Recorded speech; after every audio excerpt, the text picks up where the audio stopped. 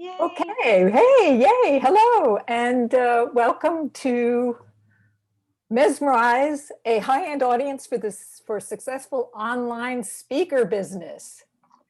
I'm Dr. Michelle Pedicola.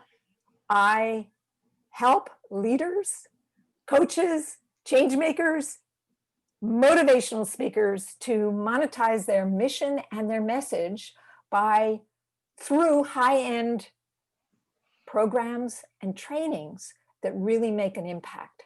Maybe you have found out through your own speaking, if you have been a motivational speaker, that it's not enough.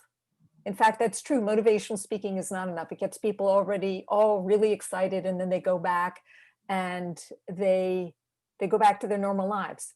And in fact, I found that out when I was doing a lot of speaking around death and dying. I actually made a documentary film series, Secrets of Life and Death, and I used to do workshops all over the Bay Area. And people would be really interested and really excited, and then they would go home and live their lives. And that's what brought me to working in the coaching business. But before I begin, I want to say that I am here for a reason. I am looking for a few superstars that would like to join my Second Chance certification program. And I'm going to be telling you a little bit more about that program, which is part of the reason for having this webinar, to have you understand why it is that you need to upgrade, why it is that you would want to create a high-end program, how that would really change your business and change the way in which you show up. So stay tuned. I'm going to provide you with a link for having a business RX session with me, in which we can take a look at your business model and see where your weaknesses are, where you need to upgrade. Now we're going to talk about what it is that you want from this webinar workshop today. So I have one very, very brave person online today, and she says she doesn't mind being seen. So Maria, why are you here today? What are you hoping to get out of being in this webinar today? And you can either chat or you can just go ahead and speak, and I can unpin myself, I think. Yes, here we go. Go ahead. Sure. Thanks so much for this. When I caught your ad in your Facebook group, which I love, by the way, I was intrigued by seeing what it was that you might be able to help me with when it comes to actually speaking live in social media.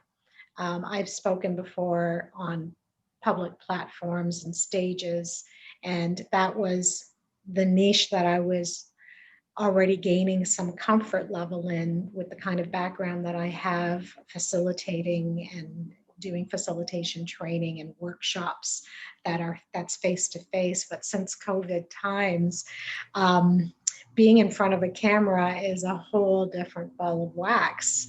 And so I thought maybe I'd hear what your offering was all about and, try to see if there was a fit. Yeah, sure. I totally understand. And in fact, you're right. It is totally different. I, of course, spoke live I'm going to pin myself again so I can see there. So I've spoken live on stages for almost 20 years. I have done zillions of workshops, and I've spoken on many Toastmasters stages. I've spoken on many other kinds of stages, both paid and free. And I've shown my films, and I've had a lot of interaction. And what I've found from speaking live is that you get a connection with your audience that you do not get anywhere else. Right. And that you can actually play your audience. You can, I'll tell you, I did 2 amazing speaking gigs just before this COVID hit. Yeah. Up in Santa Rosa and Petaluma, and they were amazing. The people just, afterwards, they just crowded around me. They were so excited. And so there's a credibility that you have, and there is a tangibleness because they can feel you, smell you, see you. Oh, yeah. You know what? I liken it to my experience with not only just facilitation workshops and training in that way, but I liken it to my pastime of singing on stage, where I got the energy from the audience. And recording is very, very different because I feel like I'm just talking to myself so I can get lost. So, Yes, yes, yeah. yes. So what I have found since, and I've actually have been speaking online now for over a year, but even before that, Maria, I spoke on my films. I was Oh, interviewed on right. my films, but it was different because I was being interviewed. And so Yes. even though the interviewer was sitting behind the camera and the camera was all faced on me, I was Yeah. still responding. And so I've done plenty of podcasts. Have you done podcasts, Maria? No, not yet Oh, even. well, so So that's what you were again, asking about, was that you wanted to do a little, I, maybe a Facebook Live together, and yeah. do that. Now, So, the closest thing to a podcast for me is when I've done my Zoom sessions, and I do record my Zoom sessions. So when I record my Zoom sessions, you can receive part of the recording as an audio. mhm, And it's mhm, interesting to hear myself on the audio where I say a lot of ums, but that is only when I don't have an audience. When I'm actually recording myself, I find I do a lot of ums and I do, mhm, a mhm, lot of fillers. mhm, mhm. Um, so the interactive and the psychology around being recorded, and that whole fear that comes up from me in terms of it's a different kind of stage fright, but I liken it to stage fright Mhm, where mhm, it's it doesn't feel natural. mhm. It feels contrived and scripted. And Yes. um, to me, that brings me back to my school days, childhood days, where I had to memorize, and you know that creates a lot of nervousness and anxiety in me for some reason. So Yeah, yeah, I yeah, totally understand. I totally understand. So, yeah, so we're going to be talking about that, but I want to take a moment to share with the rest of the audience why it is that you would even want to talk online. Well, of course, the landscape for speaking has totally changed, hasn't it? We are not meeting person to person, face to face anymore, are we? We're meeting online. And this requires a whole new upgrade in our skill set and our ability to communicate. One of the first things you realize when you start talking online is that you have to change where you focus. Now, there are some tricks you can use to train yourself, but you do have to train. I remember the first time I was on I don't know, it was one of these live interview programs, and I didn't know. And the whole time I'm looking down. It was so bizarre because I didn't know. It isn't until you practice that you start to realize where it is that you need to have your eyes. Now, I don't know if you've noticed Facebook Live, but if you try and do it on the computer, you can't see your comments. Am I even showing up on my Facebook Live right now? Hold on, I want to see if it's showing up here. oh, that's a good idea to Yeah, see. let's see if it's, I think I'm on you. Oh no. yes, there it is. Yes. It's a little Oh my bit gosh. behind, but there I am. Yes. Uh, so, uh, so one of the things that you notice when you use a cell phone is you're looking at this little tiny hole.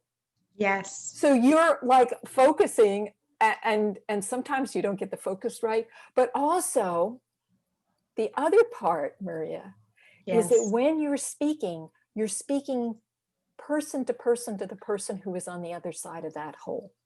Yes. And Yeah. so it's sort of a disconnect because here you are looking at a lens, you're not looking at a real piece of person, you don't feel them. And yet it's very intimate on the other side Hmm. because they are experiencing you on their cell phone or on their computer, probably alone. And so you Yeah. really want to be able to speak to them. And if you are used to speaking on the stage, you're used to speaking to many people, Right. 20, 30, 50, 100 And you can people. look over them. You're just like looking over them on in when you're on stage. Well, I I don't actually. When you get trained in real speaking, you really look at your people. And if you ever work with me, I yeah. would teach you how to do that because that's what you have to do, because that's when you make the connection. When you Yes. really address individual people, and when you address individual people, then everybody else in the room feels it. But that Even with takes the light? Hmm? Even with the bright light? Yeah, that's a little hard, but yes, you really want to see if you can see your people, and you might want to get the light so that it isn't in your eyes. So going back to the Facebook Lives then, Yes. I have done Facebook Lives before, and I have caught myself where I'm not interacting with the people who are saying, "Hi, Maria." Yes, And I notice that you do that. I do. Or sometimes I forget because I'm so lost in what I'm talking Yes, about yes. that I don't look right into that The little lens, yes. So you're lens. finding, Yeah. and it's okay to look off, you're looking at your paper, and it's all right to do that. You don't have Yeah. to memorize your whole script, but Right. you do have to stay connected with your audience. So maybe you look down and you think a minute, and then you look back, and you want to look deep into their eyes, even though you don't see them. So you actually have to develop that psychic sense of the people who are out there. And if there's actually is a person out there, it's like you imagine them, you imagine who they are. You see that little eye up there, and you start speaking to that eye. Yeah. Well, but then that takes you off the lens. So you have to go back to the lens again. You don't want to speak to the eye. Yeah. So you have to go back to the lens, because the lens is where the connection is. And it's a practice. It's a practice. But the other thing that I had to learn, Maria, was that I did speak live for a long time, but what I didn't realize was that I was hiding behind my brilliance and my intelligence and my knowledge, and that there was actually a wall, like a shield between me and my audience. And I was actually working with a speaking coach I worked with, that in one of our sessions I had a breakthrough. And I realized that I was terrified of being myself. I was terrified of revealing who I really am. And so I had the breakthrough. And after that, and the interesting thing is that when I was doing that kind of performance thing, there was a breathiness about my performance. But when I started actually speaking, and it's much easier in person, because then you just actually speak to the individual people. Then you get online, and it's different, because it has to be more conversational. Like we're having a conversation right now. It has to be conversational. And that again is another level, another layer in which you need to develop that capacity. So you could try that. Of course, it's easy right now because you can talk to me, right?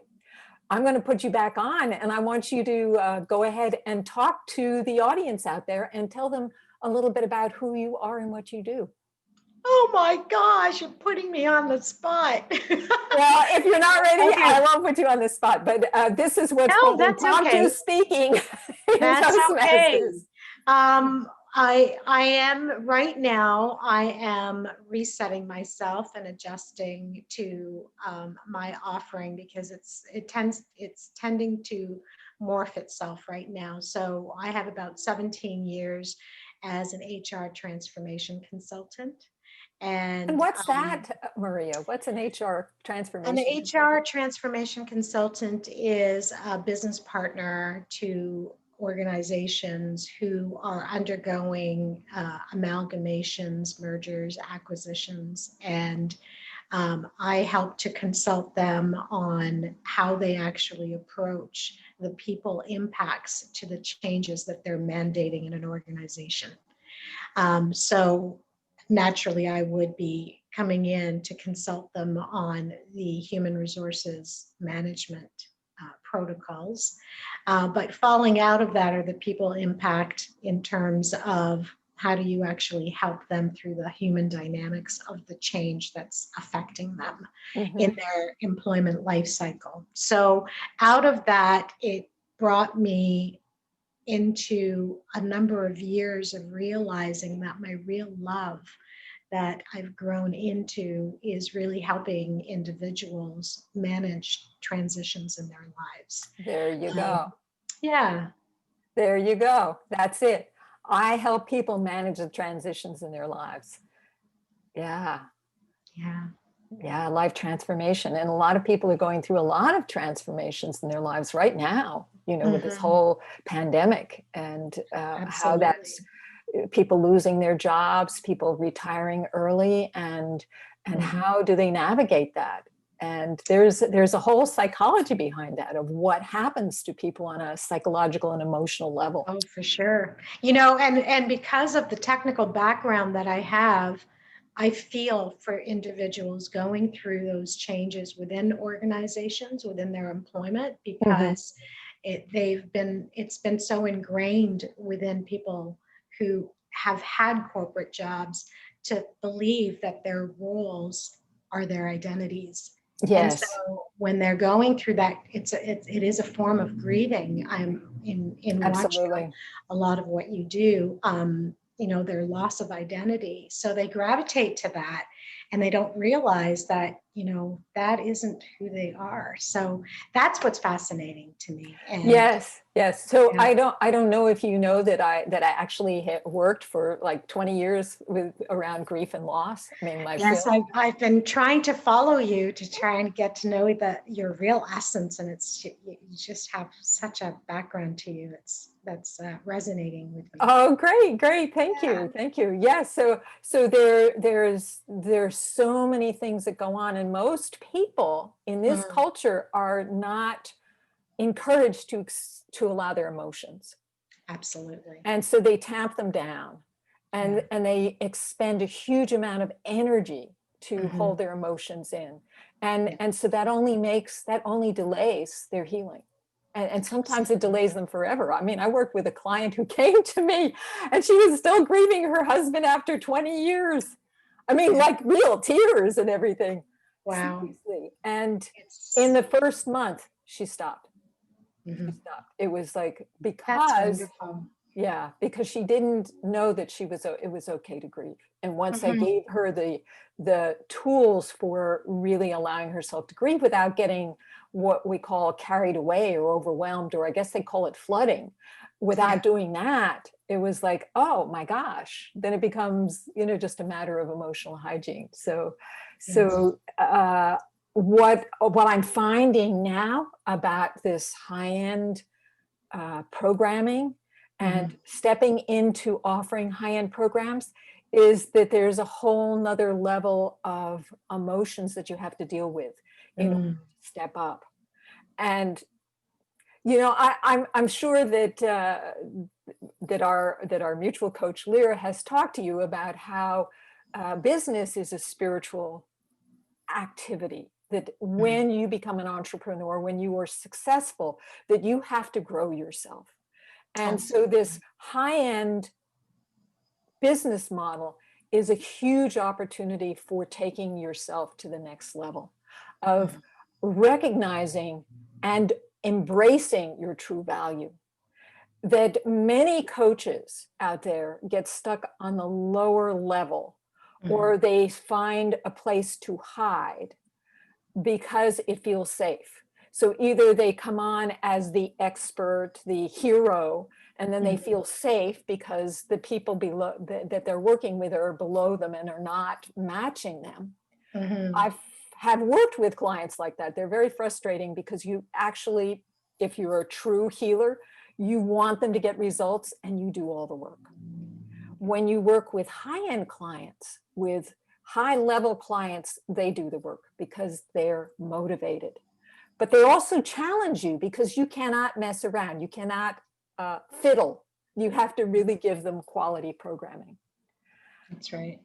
When I started doing my coaching business, well, I started with the usual one-on-one dollars for hours. I don't know if you ever had to do that, but it was pretty pathetic, Yes. $100 for an hour's Oh, time. the role of a consultant. And Sometimes. yeah, and it became pretty clear to me very fast that this was not a sustainable model, Mhm. because I spent all my time trying to get new clients, because I would, sign my clients up for a 10 session package. And once in a while I would get them to sign up for another 10 sessions. But Yes. I was basically what is called an ear for hire, because I didn't even have a program then. Mm. And then I got into these these online big impact type of programs where they suck you in with low offers or somewhat low offers. Although I have to say the other one they did, it was a high offer, but they did it live on stage. They used NLP. Do you know about NLP, Maria? Neuro-linguistics programming. Neuro-linguistic programming. It, they use these special techniques to entrap people and to get them to sign up. And they would use excitement and high energy to get people to make decisions that might not have really been in their best interest. And what I love about this high-end programming is that there's none of this trickery. There's none of this bullying, which was what we were taught on how to enroll, was to actually, they called it flirting with objections, but really what it was bullying. It was to make people feel really bad so that they would sign up. Oh, for sure. I mean, I think that goes and dates back to, even the progression of the insurance salesman, let's say. Yes. Back in the day when sales was like that. You had to be aggressive.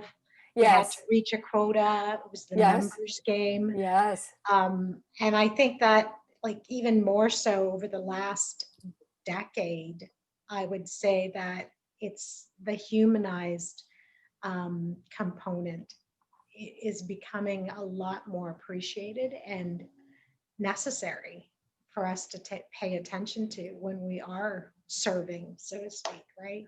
So you bring up a very, very good point. And one of the reasons why I encourage people to shift from this, I guess what I call it is low-end funnel to high-end. Where you start out, they have this little special offer. Oh, it's only $2.99. You know that? Only $2.99, and you get all this stuff. Well, you don't see them, and they give you information that quickly makes you realize that this is not enough. I remember the first program that I did, it was actually a $2,000 program. And I went down to this event in LA, and they were going to teach me how to fill my workshops with lots of people.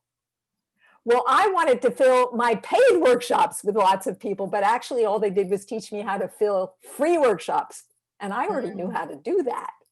So then I had to sign up for another program and another program like that. And pretty soon I was in, the 5K investment and more very quickly, $15,000 down the tubes. And I discovered that it was actually a level too far in advance for me. Right. Because if you don't know how to enroll people person to person, you cannot enroll from this stage. Yeah. You need to master that first. And That's a good point. So I forget what the thing was that you said before that really caught me. The whole salesy aspect and the humanizing. And humanizing, yes, the humanizing. So what I love about this model is that you are offering what makes you unique.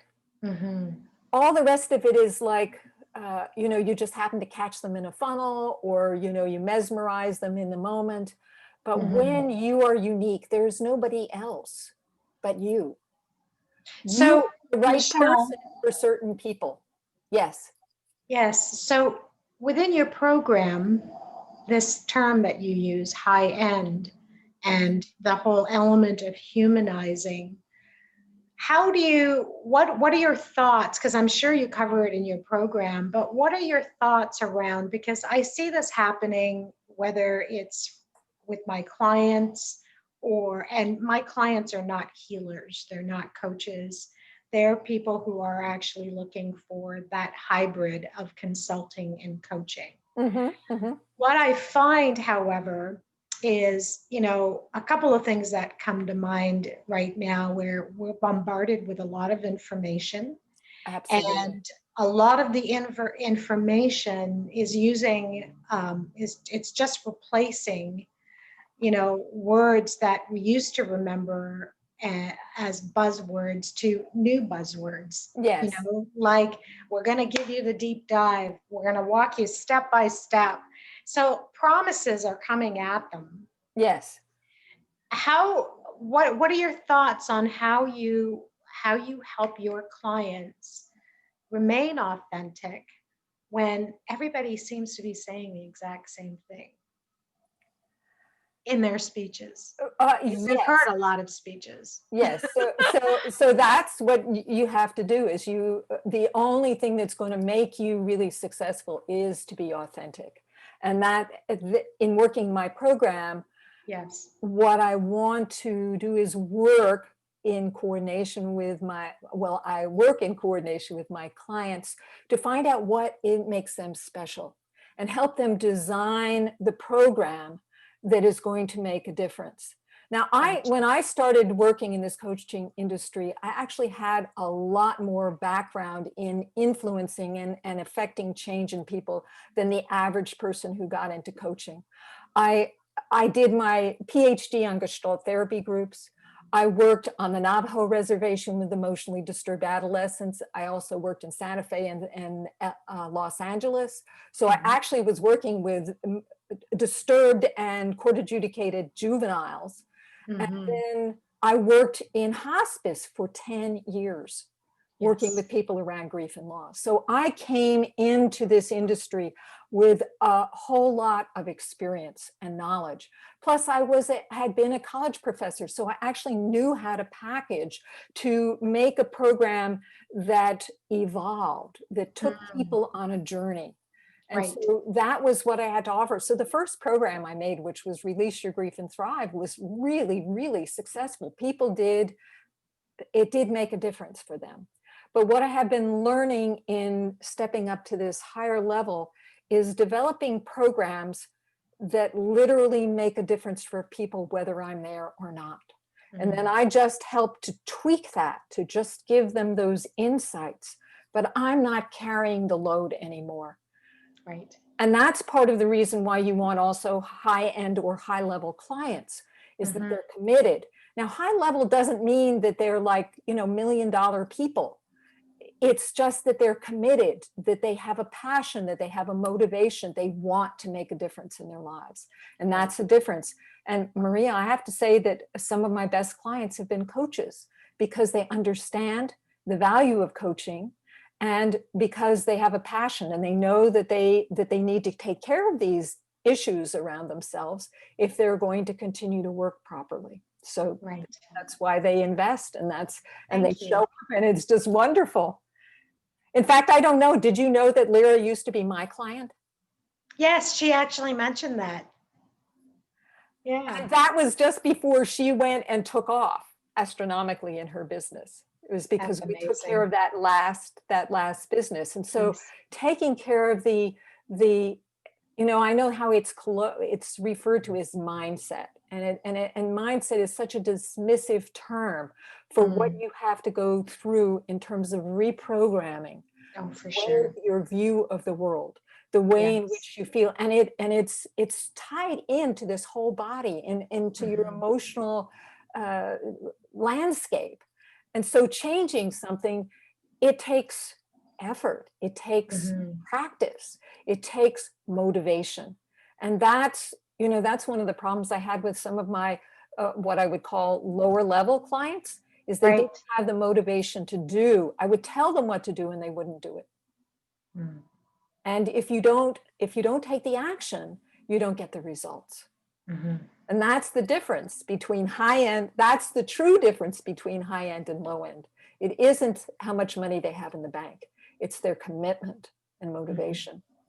And so also what I see as being the upgrade is that you start to invite people in that are no longer below you. They are equal to you. They just happen to need your particular service. What gift you have, they need that right now. And that's what you have to offer. And that's scary. If you're used to feeling comfortable because you're the hero, then suddenly stepping in and inviting people that are going to challenge you can be very unnerving.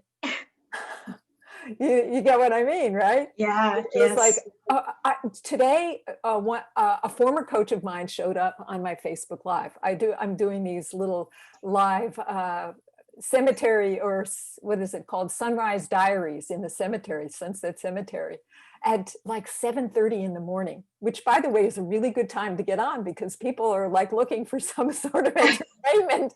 And there I am out in the cemetery talking. Oh, yes. Yeah. And so there she is. And she was my very first coach. And she was teaching about magical marketing. And I realized that she might need my help.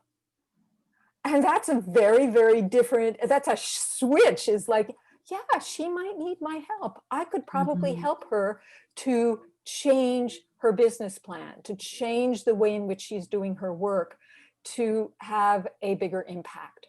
And ultimately, that's what it's about, is having a bigger impact, not only in what you say, but making a difference in your clients' lives. And a lot of the programs, the large programs I was in, they were much more about having a volume, having a lot of people, and you didn't get the individual attention. And if you didn't make the shift, well, that wasn't their problem. You'd paid your money, you know, and the other problem was that it was all formulaic. And in this day and age, people hunger for authenticity. They hunger for something unique and true. Right. Yeah, for sure. Interesting. Yeah. So you have any other questions?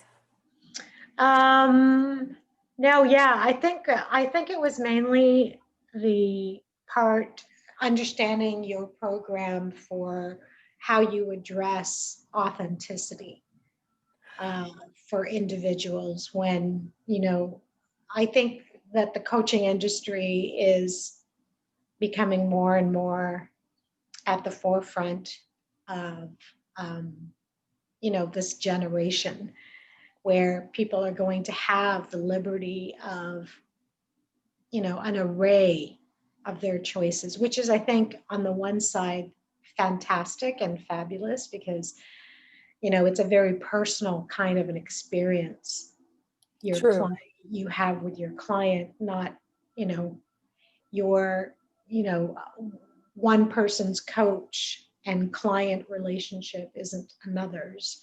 Yes. And, you know, we all have different styles. And to your point, we all have our uniqueness to us. So Yes. I think you address that piece because that's so vital and so important.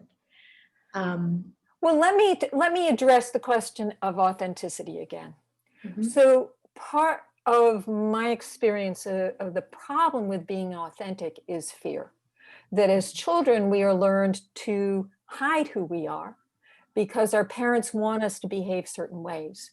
And, you know, even if they had no intention of doing that, we're very dependent, very vulnerable.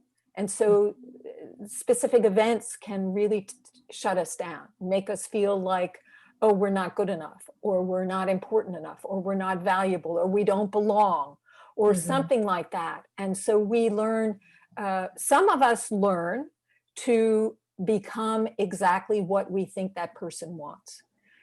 That's the person I call the people pleaser. Is that we figure out, and the cool thing about it is you get these really amazing capacity to suss out what the other person wants.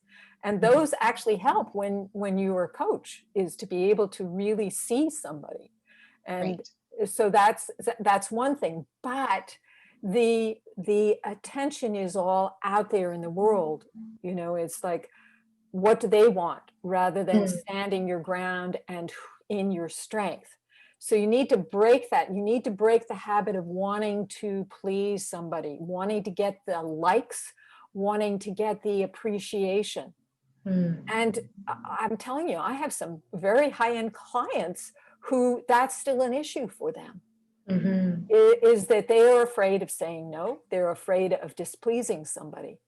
And you cannot completely be yourself if that still is the operation, the way in which you're operating in the world. Right. So when I work with my clients, I'm helping them, I'm providing them with the tools and the experiences to become more of who they are. Right. And I just have a whole program on how you do that, how you really find out who you are. Just amazing. And a lot of it has to do with taking action. That's why I said it's really important to have a committed client who's willing to take action. So for example, I did this whole out of the box challenge. And the only people who did it were my clients. Nobody else was up for it. I did it in which every day you were supposed to do something that was out of your comfort zone. Did you record it? Oh yeah, I've got the whole series. Yeah. Oh, well, I'll have to check that out in your Facebook group. You'd have to really search for it because it's been quite a while ago. But I certainly offer it. It's in my private group, and it's certainly a bonus that I will be offering to my clients. Perfect. Wonderful. But because it's amazing training, and actually in the training, I do 3 different kinds of speaking, taking on the pleaser, the performer, and the controller, which are 3 different archetypal characters that we can develop as children. It's amazing. You should see them. They are just absolutely amazing because there's some really good stuff that comes out in it when you take on those personas. So it was fun. It was a lot of fun. But that's part of it is, playing around with that and trying different things out and being willing to put yourself out on the line and say, okay, I may fail and it's okay because there's always another time. Do the best I can.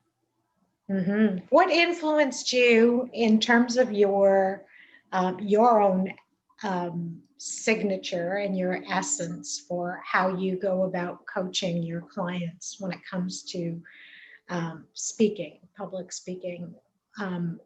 What has influenced you to do what you do? Oh, well, that's quite a story. So I have to tell you that for almost 50 years, I was a people pleaser. I had no idea about life purpose.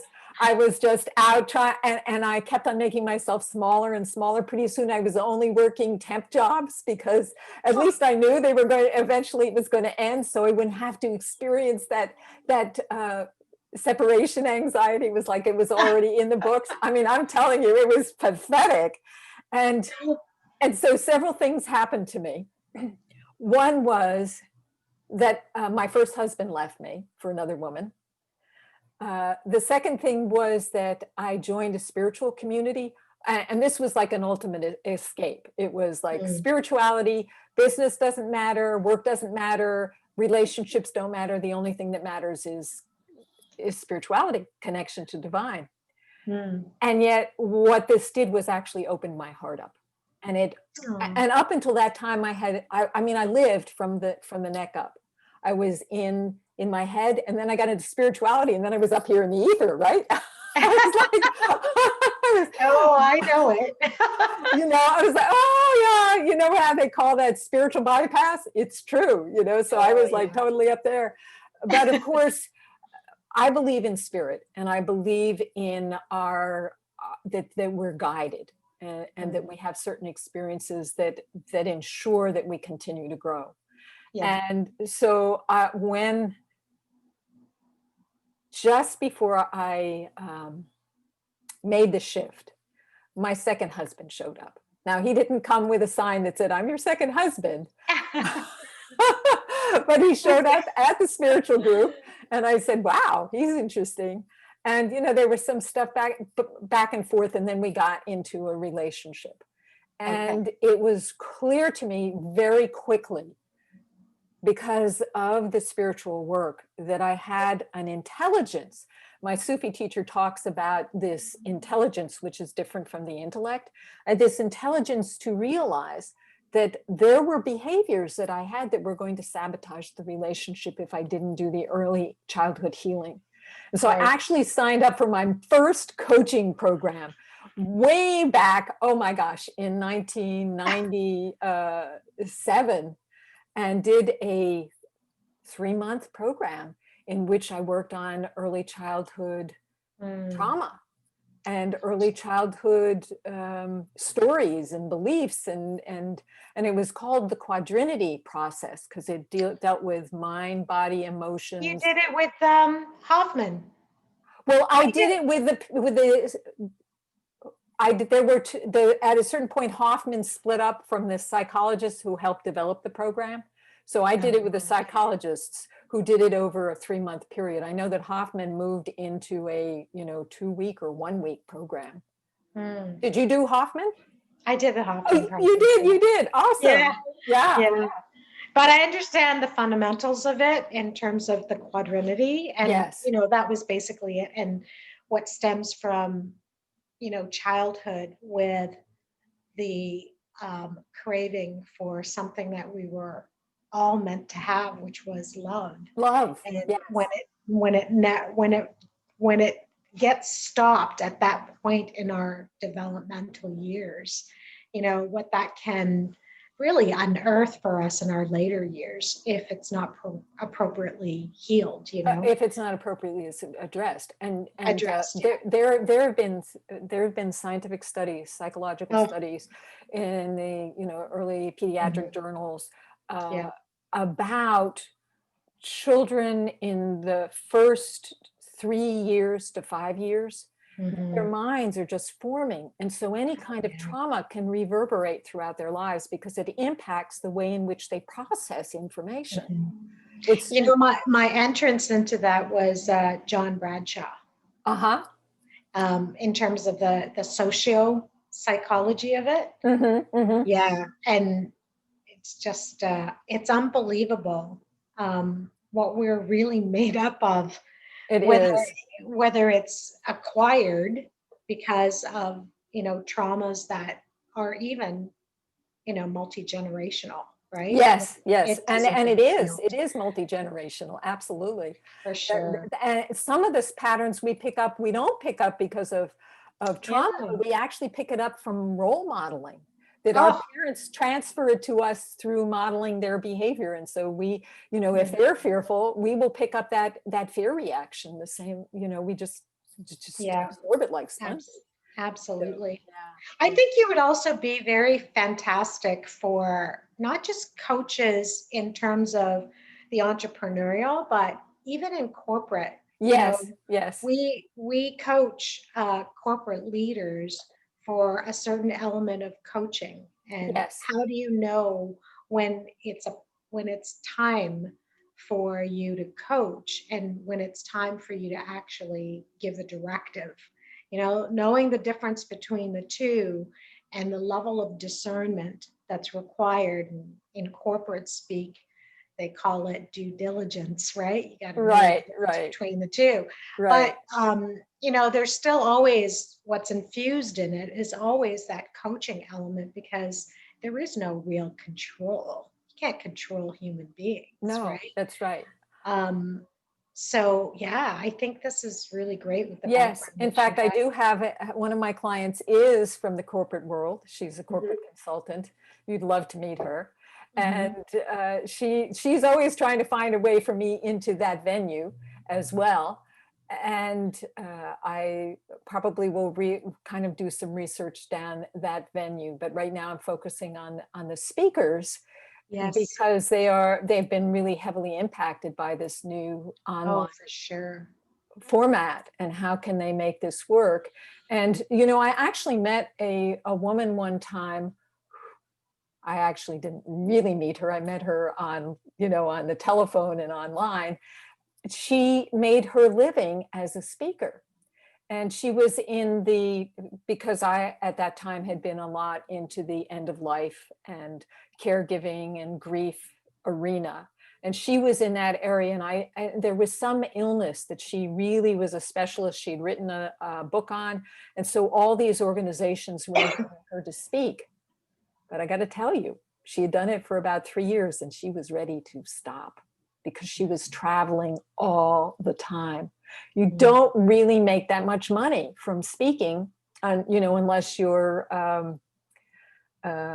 Magic Johnson or somebody really notorious, and then you might make the big bucks. But most of us, I think the average is somewhere between 2K and 10K. Was it 2 and 5K? I 2 would and 15, I think. K 2015. per gig. Mm. And oh, I've got 2 and 10K per gig, 2K and 10K per gig. And that, you know, if you're making 2K, which is probably, you know, they said that most people only earn about $44,000 a year. I mean, that's usually, that's kind of like the height of Right. it. Yeah. So that's why all the big ones, you know, what's Brian Tracy, James Malkovich, Jack Canfield, they all have programs. Oh, You yeah. have to have programs. You just can't, and why not? I mean, if you're going to be a motivational speaker, you want your people to have results, and they're not going to get it in, you know, 45 minutes of speaking. So Yeah. it makes sense. Yes. But anyway. Yeah. Yeah. That's interesting. So Wow. Well, I appreciate this this time and getting to know you a little bit better oh, great. too. I love this too. Yeah.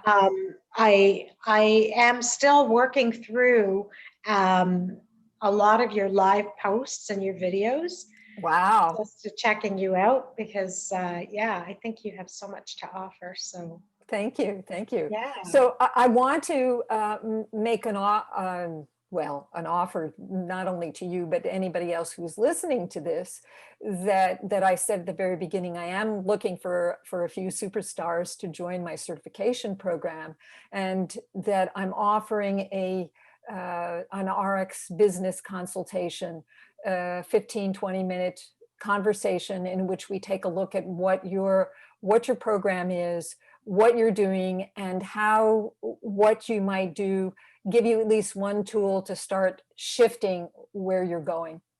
And to do that, Do you have a website? I do have a website. So you're going to put it down on the Well, I can put it in the chat, but I will also, you know, I'll go back to the I think it's in the Facebook page too, right? I'll check that out as well. but it's Second Chance Secrets. Isn't that great? Ah, Second Chance Secrets. Love it. My original program was, I think I actually have this somewhere. Here we go.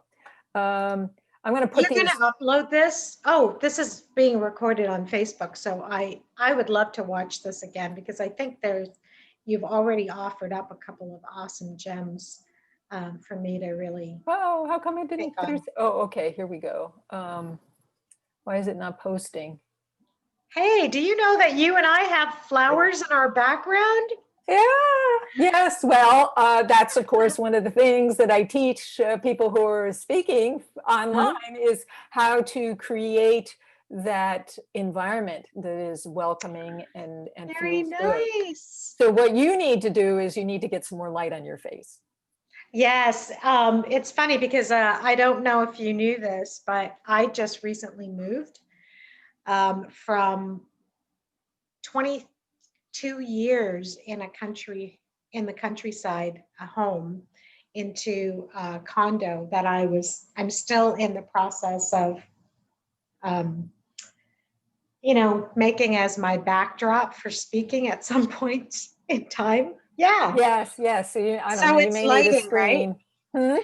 I did buy myself that ring, so I think You don't have glasses, but I noticed that some people have glasses and then it's like shine. It is circles in your eyes. You have to be careful with that. But yes, that might help. And Yeah. actually I have a huge computer. I have an iMac, so it's got this Yeah. huge screen. So I just see, my face lightens up just with the light on the screen. I wonder if I can do that too on Zoom. Well, what kind of computer do you have? Do you have a big computer screen? I have a desktop, yeah. Yeah, so just lighten up the screen on your desktop. You don't have to do it on Zoom. I'm not doing it on Zoom. I'm just doing it on the computer. Okay. Yeah. I'm gonna have to do that. Like Yeah. I don't even. I have to be careful because sometimes my face blows out. I have a really light face, light skin texture, and since I like glow, I look like a ghost. So I just wanted to say again that if those of you who are out there listening to this would like a conversation, if you're ready to have a conversation with me, if you'd like to take advantage of that business RX consultation, you go to www.meetwithdr, and that's just DR, not the whole word, Dr. Michelle with 2Ls.com. Like that? Simple? Meetwithdrmichelle.com. Love it. So if you want to check out my website before that, it is www.secondchancesecrets, plural, secrets.com. And you can look at all my programs, you can look at some of my videos there, and you can find out more about me. You can see a lot of pictures. Okay, so let's see what else I want to say. Oh yeah, yeah, we're almost through the hour. Is there anything else, Maria, that you would like to know, or anything that I didn't answer? I guess on your is it at the call or on your website that I'll find out your pricing model? You'll find on the call. Okay. You'll find on the call, and one of the things that I teach my clients is that, of course, you don't have just one offer. You always have, small, medium, and large. It's the three bears, right? That's great. You have a little baby bear, you have mama bear, and you have papa bear. And of course, that's what I have. But there is one program, and it's baby bear. I'm going to be putting the price up on that. I just haven't had the time. And so the question is that sometimes comes up for people that makes them hesitate to reach out or have a conversation is that they're too busy. And I wanted to talk. I just wanted to address that for a minute. Maria, if you don't mind, we're all busy, and sometimes busyness is a defense. It's a way of avoiding what you're really feeling. Right. It's a way of preventing yourself from taking action. It's one of the ways in which we sabotage ourselves. And I don't know that ever goes away. We always have to fight with that. I certainly do, because there are times when we have to do things that are really hard, which is to show up for ourselves. And that's so right. Somebody comes along and rings the phone and you're like, oh yeah, escape. So the time is one thing. And so you have to decide, is this time for you to reach out and have a conversation with me? Are you ready to explore upgrading your business to a different level?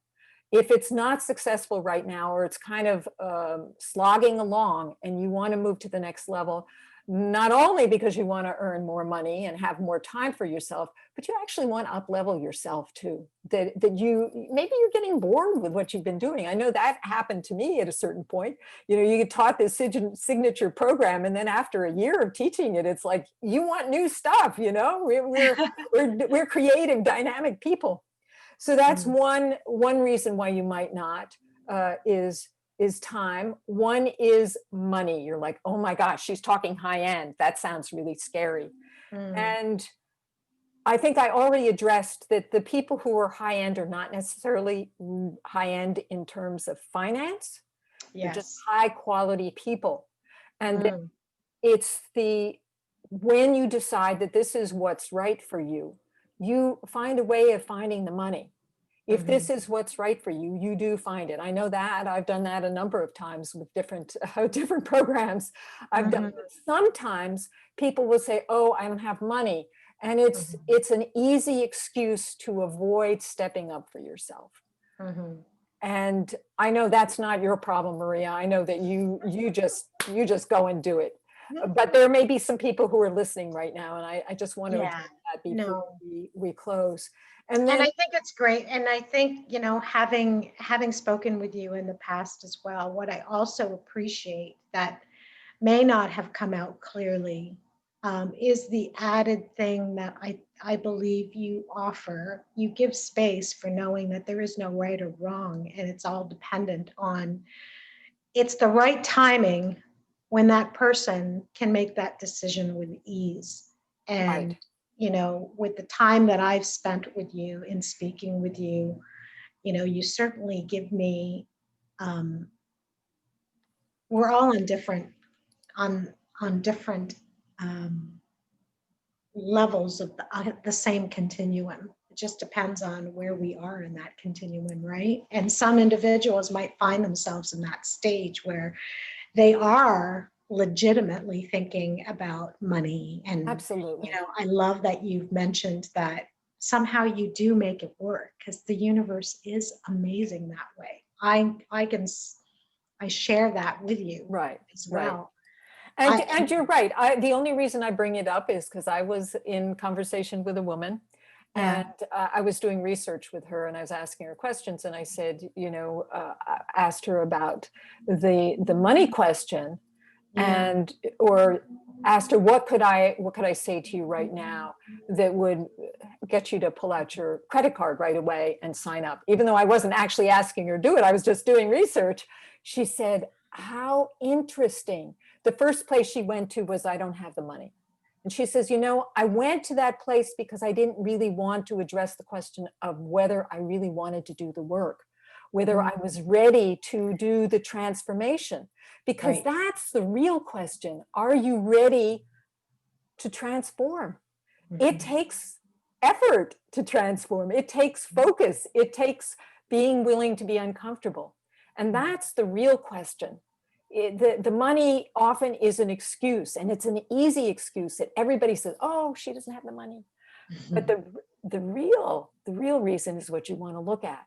Do Yeah. you lack the confidence? Are you afraid that you're going to fail? That's oftentimes the real underlying issue for people, is that you might be afraid that you're going to do this and you're going to fail again. Maybe you've done a lot of programs and you're saying, oh, this isn't going to work for me. I'm not good enough. I'm special. I have special problems. There's no way you can help me. And I've been there. I know what that's like. I went through that about myself, about, can I sign clients? And of course I can sign clients, but, it's like, oh, something's wrong with me. Yes. And then the final thing is whether or not you feel that I can help you. Do you have confidence in me? Have you gotten enough of a sense of the kind of work that I do that you are ready to reach out to me? And you may need to, check out my website. You may need to look at more Facebook Lives. I'm here. I'm here when you're ready. I know that I'm certainly going to do that. Check out your website, check out your Facebook, because you've been very generous when it comes to really filling in that social media platform with things that are very thoughtful. So it's certainly going to help guide me. So Excellent. Thank thank you. you. And Maria, if there's another place where you can, I'm going to see if I can pull it up real quickly, where people can find, if they don't want to search through Facebook Live, because the Facebook group, because you can scroll and scroll and scroll forever. And I put a lot of material there, so you could take, although I have to say my latest stuff is always the best stuff. I hope you realize that. But there is if I can find it, here we go. I wish Facebook could help us with that. I'm wondering if Facebook can help. You know how on your personal Facebook there is a featured section? I'm Oh, wondering right. if what you can do is you can take a snippet, or you can move either the video recording, or move your one lister of things, like the 3 things that you want people to click onto to get to know you. Put it in Oh, your featured yes. page. Yeah. Yeah, I'm just, Well, there is now a way in which you can put at the top, and I did this time, you can pin an announcement, and you can pin up, I think, into 3 announcements. No? perfect. Huh? That's Yes. perfect. Yeah, Yes. I think you can. Yes. So the other thing I posted up here, and I will post it later on Facebook, is my YouTube channel. And I do upload all of my best, my best YouTube, my best Facebook Live talks on Yes. the YouTube channel. And Okay. it's much easier to find them there. Okay. And so I just thought I would give you that. So Thank you so Maria, much. thank you so much for joining me. It was really lovely. I think you kept this a lot more lively than maybe it would have been otherwise. And I appreciate it. Thank you for your time. It was a bundle of information. I can't wait to check it out. great. Okay, Maria, have a great rest of the week. And you Be brilliant and bye for now. take care. You too. Bye. Bye.